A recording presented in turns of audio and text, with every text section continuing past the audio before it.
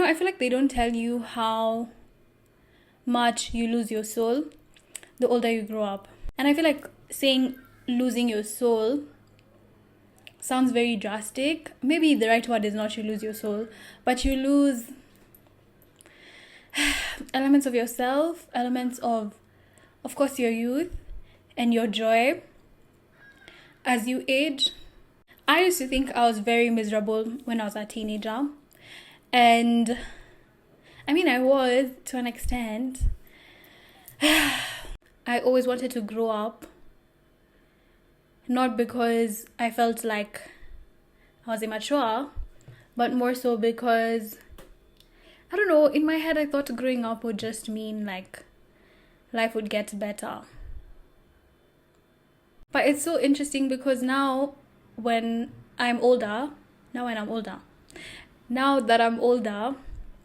I look back at my teenage self and my younger self, and I'm like, oh my god, she was so cool. She was actually so cool. Like, I look back and I'm like, I wish I could go back to being like younger. And I don't say that for the reasons that everyone else says that. I feel like other people say that they wish they could go back to when they were younger because, of course, life was easier and you didn't really have to think about much. There weren't really that many responsibilities that you had at that age.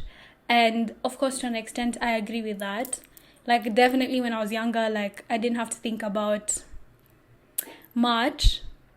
And even now, like, I haven't reached the point at which I have to think about so much. I don't have that many responsibilities. But then it's the closer I get towards finishing school and starting my life, the more it dawns on me that, like, my life is in my hands. And I feel like when I was younger, I knew for sure that my life was in my hands. No, why am I saying I knew for sure? That's a lie. I feel like people used to float the idea that your life is in your hands when I was younger. And they'd say it, but it never really sunk in, okay? It felt like a distant future that I'll have to think about way ahead in the future. Like, it didn't sound like a now problem. It sounded like a then problem. But then now, it feels like a now problem every day. Like, every day, I think about my future. I think about how I want to achieve things. I think about how I don't want to, be a burden. I don't want to fail. Of course, I want to succeed. Of course, I want to find my thing and be able to do that wholeheartedly. Of course, I want to enjoy my life. Of course, I want to be happy. And it's now, like, it's becoming realer than ever now. Probably the key is to appreciate every version of yourself. Like, this version of me now looks back at a version of myself 5 years ago and thinks, oh my god, she was so much smarter and she was so much cooler and she knew herself, right? And then now 5 years ahead, I'm gonna look back and be like, this version of me, like that version of me, which is now this version of me, was so much cooler and so much smarter and A, B, C, D, E, F, G. I don't know why I said that. No, because when I actually think about like the younger version of myself, I feel like in a way, definitely I have improved and I've evolved, and there are so many aspects of myself that are so much better than they were when I was younger. But at the same time, I think I've also lost so many aspects of my younger self that I wish I had now. I think about how, like, when I was in like year 12 and 13, I used to write essays. Oh my god, and I loved writing essays. Of course, I still write essays now, but am I the one writing them? Anyway, I actually enjoyed writing essays for fun because I really just liked diving into compelling arguments and looking at all sides of whatever the notion is, and that actually used to bring me joy. Whereas now, like, if you tell me to write an essay and it's about any topic and I need to write both for and against it, guys, I'll actually struggle. I feel like with uni, I haven't really like met a lecturer or been in a class that's made me like feel something. And probably that's more to do with my course than it is to do with the uni experience itself. But like I can't remember the last time I sat down in our class and I was genuinely interested in the topics we were covering, and I wanted to engage and I wanted to learn more, and I just felt inspired. It's more so I go there, sometimes I get something, sometimes I don't, depending on like the kind of lecturer and how they teach, whether they're interesting or not. Less to do with the content, because I feel like the content most of the time is not hitting the spot for me. And yeah, like I'm just there to pass and to leave. Like I couldn't be bothered. Like actually, it's very few classes that I go into that I'm like, oh my god, I actually enjoy the content, or like I actually feel compelled to learn more and to engage and to just dive into that topic in extensive detail. And you know what, now that I think about it, I feel like I actually felt the same way in high school until I started doing sociology. I feel like that's when like my life just changed, because okay, me, I tend to like topics that are subjective. In fact, I think most things are subjective in life, but I tend to like topics that are subjective and that are not the typical kind of thing, right? And I felt like with sociology, it was very subjective, which I feel like definitely represents the human experience. I feel like most things are subjective. Of course, we have our facts, right? Like the sky is blue. That's a fact. But then now, the shade of blue that the sky is now subjective, depending on how you view the sky. It all depends on you as an individual, how you view things, and the mindset or the headspace you're in at that time.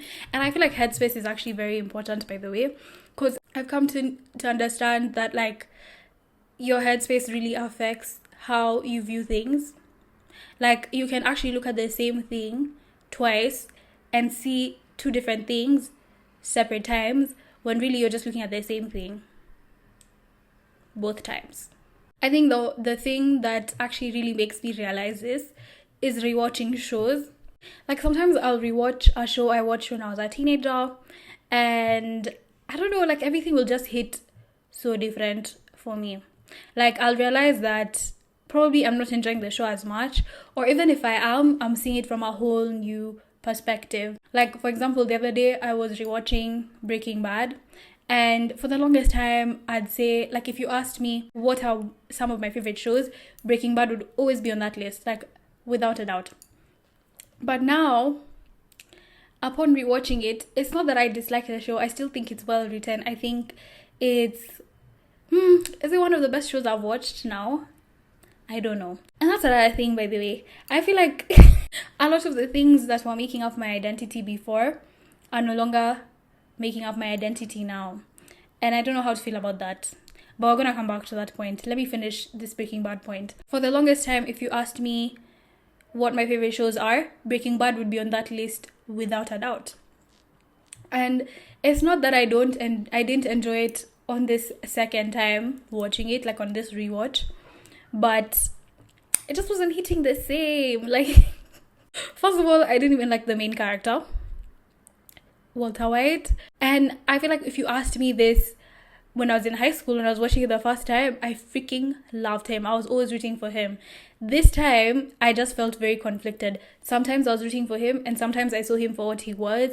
And he was really just everyone's antagonist, but the writers were trying to force us to believe that he's the protagonist in this story. It just wasn't hitting right. And I felt like the themes were so dark and so gloomy and raw.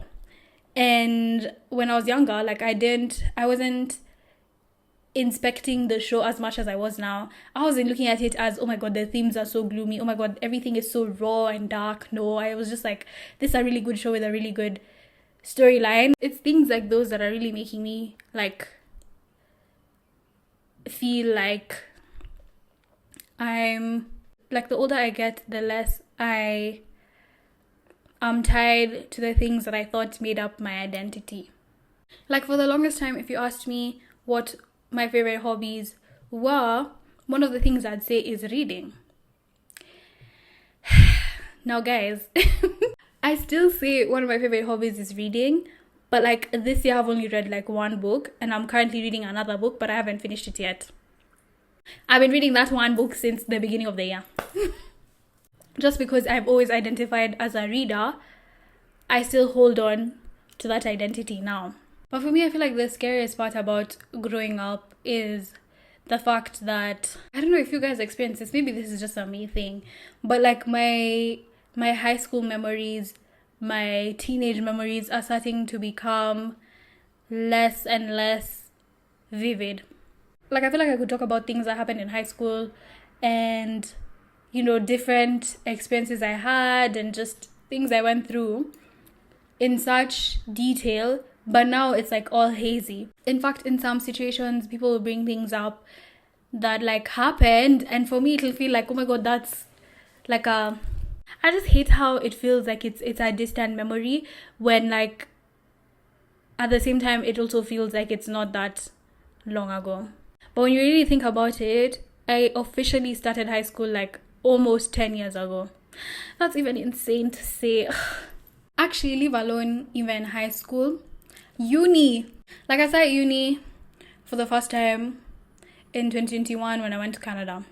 And even now, that feels like such a distant memory. Obviously, years have passed. We're in 2025. It's been like, what, 3 years? Oh, it's only been 3 years. Anyway. It's been 3 years, but like even those memories are starting to feel so distant. Like it feels like it was 50 years ago when it was just 3 years ago, and I don't remember much of it. Like these days people will ask me, why did you come back? Like, what made you come back? And I actually don't have an answer because I don't remember. Like sometimes people will ask me why I came back, like what made me come back. And these days I don't even have an answer because I actually genuinely don't remember. Like I remember it, but it doesn't feel as vivid as it felt then. So even now I'm sitting down and I'm like, why did I come back? You know? Even memories from 3 years ago, memories from 2 years ago, memories from 1 year ago, they just feel so distant. Okay, now I feel like that's more of a memory problem though. I don't think that's even like aging. Probably I should get that checked. And I just find it so scary because this is what I used to actually be so afraid of when I was younger. When I was younger, I used to have like an existential crisis every day because, I don't know, like to me, I would just find it so crazy how like you go through a day and it's the present and you're experiencing the present, right? And it's like me and you are here, we're talking, we're having a good time. But then now, by the time I go home, that'll already be a memory. It sounds so like simple, but also at the same time when you really deep it, guys, like that's actually so crazy. Like even this, as every minute goes by, all of this will just be a memory. I used to find that so trippy, like, and it was so hard for me to be present because I'd be having fun with my friends and then it'll dawn on me that like in like an hour's time this will all be a memory. Like I'll no longer be having fun with my friends. I'll just be thinking about how I used to have fun with my friends or how I was having fun with my friends. But now, like, I'm actually living through that, though. Like, I am living through that every day, technically, because, you know, we're constantly, like, moving on. We're never just in the same place. But, like, now, between now and when I finished high school, or even when I started high school, like, that time is actually, like, it's gone. Like, that time is actually proper gone, you know? And the older I grow, the less vivid the memories are. I feel like another thing for me is music. Whenever I listen to music, sometimes certain songs take me back. Like, for example, when I listen to Stay High by Tovlo, it takes me back to literally 2014. Me in primary, seated not in my bedroom, but in my sister's bedroom. And eating almonds, drinking water, and reading a Wattpad book. And it just brings so much joy to me. Like, it literally takes me back to that time. But then, as much as it's like, it's bringing joy to me, it's making me feel happy because I'm thinking of like how happy I was then. It's also making me feel sad because like, I'll never be that person again. Like, I'll never be that version of me again. As much as I try to be her, I'll never be her because that's not me now. Another thing I think about is the fact that, like, the older you get, the less newer experiences you get to experience. Like, when you're younger, you haven't seen the world, you haven't lived yet. And so there's so much more to look forward to. There's so many milestones you're yet to reach and experience. And it's so much more exciting. It's so much more thrilling. Whereas now when you're older, like, you've experienced most of like the major milestones, and like I feel like adulting is pretty much like different variations of the same thing. Okay, obviously I'm young, like I'm only 23, and obviously I still do have like a few milestones left, but for the most part, like past I think 25, like you don't really, I don't know, I don't feel like you really experience much else. You just experience different variations of the same thing. And then again, like when you're younger, like things are just more set in stone for you. Like you know what to anticipate in terms of like moving to the next grade or going from being a preteen to a teenager. Like these things, they're generally the same for everyone. People are generally having similar experiences, whereas adulthood can look different for everyone depending on what your goals are and what your journey is going to be. When it comes to adulthood, not everyone wants the same thing. Like, not everyone's going to be married or wants to be married. Not everyone's going to have kids or wants to have kids. So you can't say like the next milestone is having kids or it's getting married, because not everyone's going on that journey and that path. It could look different for everyone. Of course, there are new experiences to be experienced out there, but like when you think about it, most people don't even get to leave their neighborhood or their city or their country. So even as much as you can say there are so many more new experiences to be experienced outside of like the normal kind, beyond what you've already experienced, there's not that much to experience, you know. Of course, like for some people, you're yet to like, I guess, get your first job or get your first paycheck, but like after that it's just like different variations of the same thing. Like you'll just keep working, you'll just keep getting paychecks. Sometimes the price will increase, sometimes it'll go down. Sometimes you'll move from one house to another, other times you just stay in the same place. Sometimes you downgrade, sometimes you upgrade, but like it's just different variations of the same thing. It's not like a whole new experience. And that's kind of sad when you think about it. I feel like Breaking Bad is making more and more sense to me now. Like it's making sense to me why Walter White wanted to break bad. Because like adulthood and even just life in general can be really boring. Like if you're not making the most of your situation, or if everything around you is just going south, it can actually be really, really boring. I feel like another thing that's been making me think about this is The Summer I Turned Pretty. I've been watching it of late, and I don't know, it's just so like like you're not gonna experience your first crush again, or your first kiss, or being a teenager for the first time again, or going to high school, or even starting uni. Like those are things you're never going to experience again because you already experienced them. In the past, I'd ask myself, why would someone even want to go skydiving? Why would someone even do bungee jumping? Why are people putting themselves in such dangerous situations? Like those videos of people going to pet snakes or having lions stand on top of them while they're being fed. Like it's never made sense to me. But now it's making more and more sense. Like you experience so many new things that now you even go beyond the norm and you want to experience more just to feel something, anything. Damn. But as a kid, you're just looking forward to the next thing. You don't even realize like you're never gonna be that person again. You're never gonna be a kid again. You just want to look forward. You just want to grow older. You just want to be out of that stage that you're in now, because like I don't know, being a kid also comes with its own downfalls.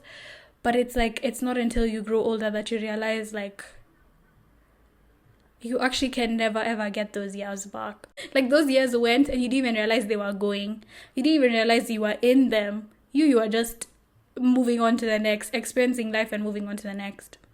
It's like that thing that people always say, like, one day you and your friends hung out for the last time, and you didn't even know it was going to be the last time you guys are going to hang out. Like, one day you are playing with your friends outside for the last time ever, and you didn't even know that was going to be the last time you'd be outside playing with your friends. This video is giving Debbie Downer vibes. Anyway. Every time it's time for me to speak to anyone other than myself, suddenly I have like this, I don't know, tightness in my throat, and it feels like I have a perpetual cough stuck in my throat that's like just waiting to be let out. But every time I cough, it doesn't do anything, it doesn't let it out. And so I'm just stuck with this uncomfortable feeling, hoping and praying that no one else can notice that I'm actually struggling to speak, and that I'm this much I'm this close to choking.